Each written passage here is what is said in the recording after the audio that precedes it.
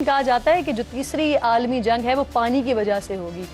पानी का बहरान दुनिया में आज इस नहज पर तो नहीं पहुंचा कि आलमी जंग हो, लेकिन बहरी रास्तों पर कब्जा करके दूसरे मुल्कों की तिजारत रोकने की कोशिशों ने दुनिया के कई ममालिक को जंग के दहाने पर खड़ा कर दिया है। अबनाए हुर्मुज़ ईरान अमरीका जंग की वजह से शदीद मुतासर है। यमनी हुसी बागियों ने बाबुल मंदब पर भी सऊदिया के लिए घात लगा रखी है, जिससे पाकिस्तान समेत कई ममालिक मुतासर हो रहे हैं। यूक्रेन ने कैस्पियन सी में ईरानी जहाज़ों पर हमले किए थे, जिसका जवाबी हमला किसी भी वक्त हो सकता है। चारों तरफ जो बहरी रास्ता है वो महफूज नहीं है।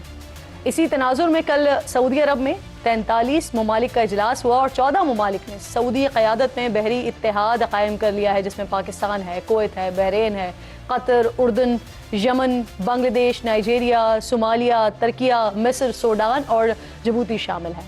ओमान और मुत्तहदा अरब इमारात इस इत्तेहाद का हिस्सा नहीं बने और ये इत्तेहाद बाबुल मंदब, रेड सी और खलीज अदन में दिफा के लिए काम करेगा। तो क्या अब इसके बाद यमनी हुसियों को पाकिस्तान का सामना भी करना पड़ सकता है? और फिर इस सूरत हाल में ईरान कहाँ खड़ा होगा? क्या वो हुसियों की हिमायत जारी रखेगा? और फिर इसके पाकिस्तान के साथ ताल्लुकात पर क्या असरात होंगे? इस पर प्रोग्राम में आज डिस्कस करेंगे। लेकिन एक और अहम मामला भी है। अमरीकी सदर ने ऐलान किया है कि बोर्ड ऑफ पीस ने हमास और गजा के तमाम दीगर मुसल्लह गिरोहों को मुकम्मल गैर मुसल्लह करने के लिए एक तारीखी मुआहदा कर लिया है। जैसे जैसे गैर मुसल्लह करने का अमल मुकम्मल होगा, इसराइली अफवाज वापस हटेंगी और बैनुल-अक़वामी इस्तेहकाम फोर्स एक नई फ़लस्तीनी पुलिस फोर्स के साथ मिलकर गजा की जिम्मेदारी संभालेगी। हमास ने भी मुआहदे की तस्दीक की है। ये अमल मरहलावार होगा, लेकिन क्या इसराइल अपने मुआहदे पर कायम रहेगा?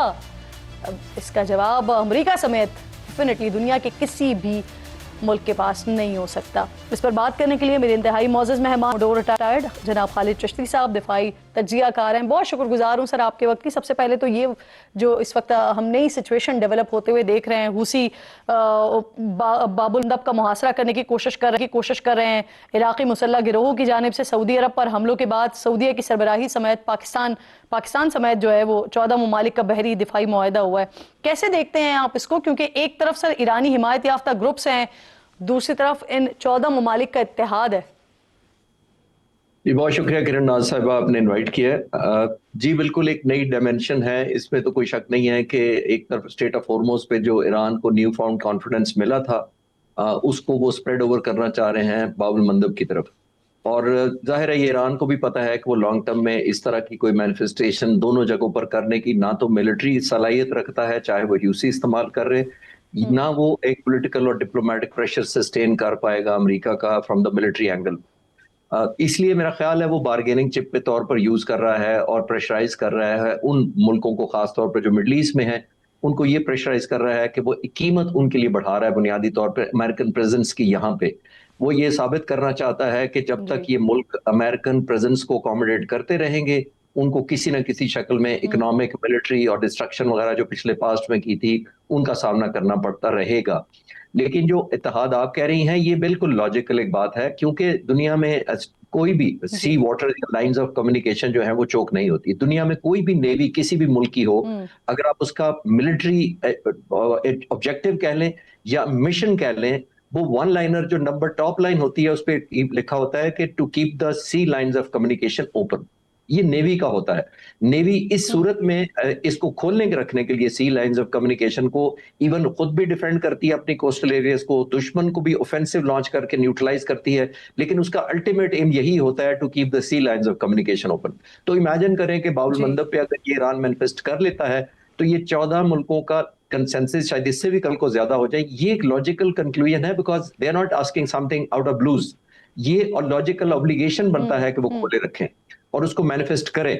और आई एम श्योर यहाँ पर यूएई और ओमान जी ये इस इत्तेहाद में शामिल नहीं है, तो क्या इसके पीछे सिर्फ रीजन एक यही है कि ये बाबुल मंदब स्ट्रेट को इस्तेमाल नहीं करते हैं, या फिर इसके पीछे कोई और वजह है? जी, इन्फ्लुएंस भी है, जो हम जंग के दौरान भी देखते आए हैं, उनकी इंक्लिनेशन उस तरह नहीं है जंग की तरफ, बाकी इस्लामी मुल्कों की तरफ उसकी हम जान चुके हैं। इसमें कोई मेरा ख्याल अब सीक्रेट नहीं रह गया कि उनके कंसेंसस जिस तरीके से इजराइल ने उनको डिफेंड किया, जिस तरह की खबरें आई सही थी या नहीं, कि उनके क्लोज कोलैबोरेशन भी रही, एयर डिफेंस सिस्टम भी डिप्लॉय किए गए यूएई को डिफेंड करने के लिए, और ऑलमोस्ट 40% जो अटैक हुए हैं, 41% टू बी मोर प्रिसाइज, जो ईरान ने किए हैं वो यूएई पर किए हैं। यूएई पर। और उसका बैकग्राउंड हम सबको समझ आता है, बिकॉज ईरान थिंक्स के जो एक कोलैबोरेशन यूएई की अमेरिका की तरफ और इजरायली इनडायरेक्टली इसराइल की तरफ ज्यादा है, वो उसको एक ज्यादा प्रोहिबिटिव कॉस्ट इम्पोज करना चाहता भी है और हुई भी है उसको। तो I think UAE in retaliation जी बड़ा मुश्किल है उसके लिए इन हालात में to compromise in favour of Iran, particularly अब सऊदी अरब और बाकी अलायंसेस के साथ चलना। लेकिन इसमें कोई मुझे कोई जी हैरत नहीं हुई, क्योंकि ये 14 मुल्कों का भी सही। बहुत बड़ा प्रेशर है। जी अच्छा सर, ये 14 ममालिक जिन दो मुल्कों को हमने डिस्कस किया, इसके अलावा भी ओवरऑल कोई 43 कंट्रीज यहाँ पर मौजूद थे, लेकिन सिर्फ 14 ममालिक इस अलायंस का हिस्सा बना है। बाकी यूरोपियन कंट्रीज भी थे लेकिन वो नहीं बन सके, इसके पीछे क्या रीजन है सर? एक तो स्टेक होते हैं, और जाहिर है, आई एम श्योर ये आइडिया इतना क्योंकि अर्जेंट डेवलप हुआ है, खास तौर पर बाबुल मंदब वाला, तो ये बहुत प्रोलॉन्ग नहीं था। तो 42 मुल्कों के होने का मतलब ये नहीं है कि 14 ने ज्वाइन किया तो बाकी डिसएग्री करते हैं।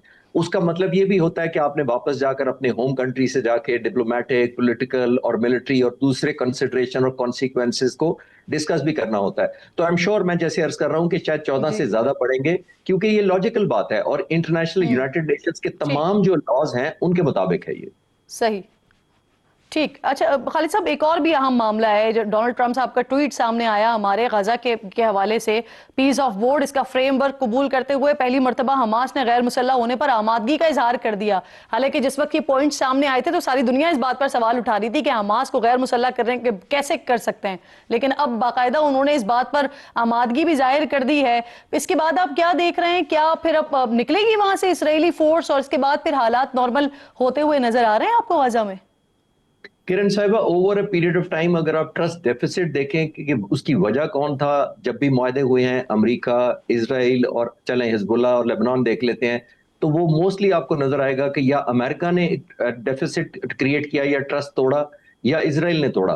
गाजा इटसेल्फ एक मिसाल है, वेस्ट बैंक है, बहुत सारी और जगह मैं नाम ले सकता हूं जहां पे इसराइल ने पासदारी नहीं की, और उसका मैनिफेस्टेशन का ट्रैक जी रिकॉर्ड की वजह से ईरान भी आज, जिसकी वजह से आपने देखा कि कोई मैनिफेस्टेशन वो मान नहीं रहा, वो कहता है जब तक आप मीनिंगफुल मेजरमेंट लेके मूव नहीं करेंगे, ईरान उस पर नहीं कॉम्प्रोमाइज कर रहा, because over a period of time.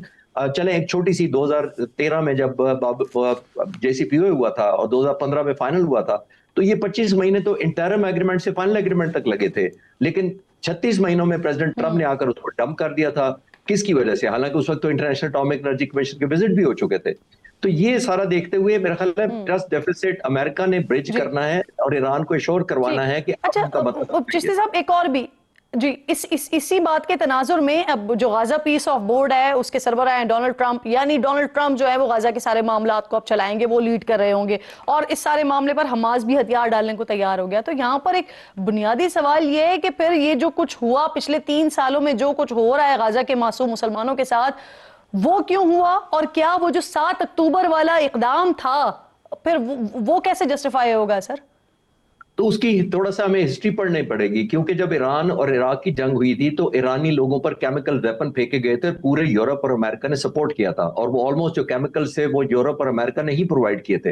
Iran ने उस वक्त सीखा था कि आने वाली जंगें वो अपने बॉर्डर से अगर दूर करना चाहता है तो उसको प्रॉक्सी करनी पड़ेगी, डेवलप बाय डिजाइन। मैं एथिक्स की बात नहीं कर रहा, मैं मिलिट्री स्ट्रेटजी के पॉइंट से बात कर रहा हूं। उस पर उसने हिजबुल्लाह का सपोर्ट किया, सीरिया में सपोर्ट किया, जॉर्डन में किया, इराक में किया। तो उसने प्रॉक्सीज डेवलप ही इसलिए की थी कि अपने बॉर्डर से इसराइल को दूर रखा जा सके। मैं छोटी सी मिसाल दे देता हूं, जब इनके commander in chief Hosseini Iran के, जिनको कत्ल किया गया था, तो अब रिकॉर्डेड हिस्ट्री है कि इसराइल ने आखिरी वक्त बैक ऑफ कर लिया था उसको किल करने के जो सारा प्लान था, जबकि अमेरिका और इसराइल ने इकट्ठे प्लान किया था। और बैक ऑफ करने की सबसे बड़ी वजह यही थी कि इसराइल को खतरा था कि हिजबुल्लाह रिटेलिएट करेगी।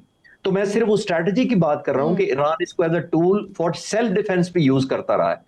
तो आने वाले वक्तों में डिपेंड करेगा कि ईरान और बाकी जो ममालिक हैं वो कन्वर्ज किस तरह कर पाते हैं और कंसेंसस और ट्रस्ट डेफिसिट को ब्रिज खास तौर पर प्रेसिडेंट ट्रंप कर पाते हैं या नहीं कर पाते। सर मुझे सिर्फ अगर ये अक्टूबर के हमले के हवाले से भी कहिए कि क्या, क्योंकि आपने प्रॉक्सीज के हवाले से बात की ना, तो क्या ये जो 7 अक्टूबर को फिर हमला किया गया उस पर क्या ईरान की हिमायत हासिल थी? हम पॉसिबली अब तो हम देख रहे हैं, क्योंकि ईरान जिस तरह सेंसिटिव है, अभी भी जो एमओयू साइन हुआ है उसके पहले पैराग्राफ में 3 जगह लेबनान का जिक्र है, जिसका मतलब इनडायरेक्टली हिजबुल्लाह की सेंसिटिविटी शो करता है। तो पॉसिबिलिटी तो है। तो मैंने जैसे अर्ज किया कि ईरान को ये पता था कि मैं अपने बॉर्डर डायरेक्टली इसराइल और अमेरिका से सिक्योर नहीं कर सकूंगा, तो उसका ये तरीका उसने स्ट्रैटेजिकली ढूंढा कि अपने बॉर्डर से दूर रखने के लिए ऐसी फोर्सेस जो एक एलिमेंट ऑफ न्यूट्रलिटी और प्रॉक्सीज को एक्टिव किया जाए। काउंटर डेटरेंस के तौर पर तैयार किए उसने सारे। बिल्कुल ठीक, बिल्कुल ठीक। बहुत शुक्रिया आपका। खालिद चश्ती में आप साथ मौजूद थे, हम गुफ्तगू कर रहे थे, वक्त भी खत्म हो गया। इंशाल्लाह नाज़रीन से मुलाकात होगी कल। अपना और अपने मुल्क का खास ख्याल रखिए। फ़लस्तीन को, मकबूजा कश्मीर को अपनी दुआओं में याद रखिए। अल्लाह निगहबान।